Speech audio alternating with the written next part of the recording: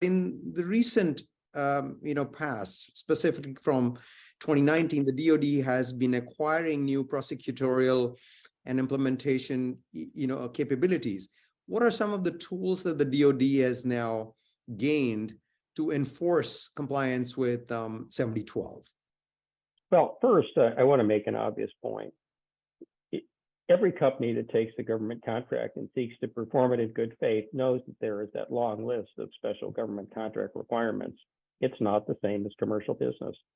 And if you were to take, 50 requirements that are included in, flow down, is it true that every single one of those 50 requirements is subject to regular government enforcement or periodic audit or scheduled assessment? No. I mean, the fact that not everything is enforced or subject to regular assessment or audit hardly means that you are excused from the legal obligation to perform the requirements of the contract, which you accepted as those requirements are stated in the contract. Don't think that the absence of enforcement, even if true, means that you get a free pass. You do not. As your lawyer, if you called me in that circumstance and you said, well, they never really cared about this, why? How can they enforce it now? I'll tell you that has proven to be a very difficult defense. I would want a defense that showed, yeah, something bad happened, but look at all the good things that I did that I can document. Look at my management plan to comply. Look at the progress I've made. Look at how my SIPR score has improved. This idea that we can just throw up our hands and say nobody does it, nobody did it, is just wrong on the merits, and it's a terrible defense if you get into trouble.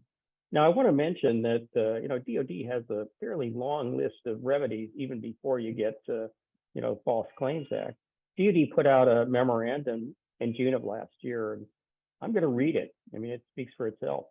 Failure to have or make progress on a plan to implement NIST SP 800-171 requirements may be considered a material breach of contract requirements. Well, as a lawyer, litigator, contracts lawyer, I will tell you that you could be exposed to damages for a breach. And those damages could be to DoD, although sometimes it's hard to establish them. They could even include as damages a cost of investigation in order to figure out what you did wrong and what you didn't do and how this happened. Also, it says remedies for such a breach may include withholding progress payments, may not matter to you if you're small, and foregoing remaining contract options, and potentially terminating a contract in whole or in part. We've also, even heard talk of contracting officers seeking to reduce the price of a contract because the argument is that they're getting less value from you than they paid for. Now let's talk about kind of the uglier scenario. And unfortunately, I think there is exposure out there in a lot of companies.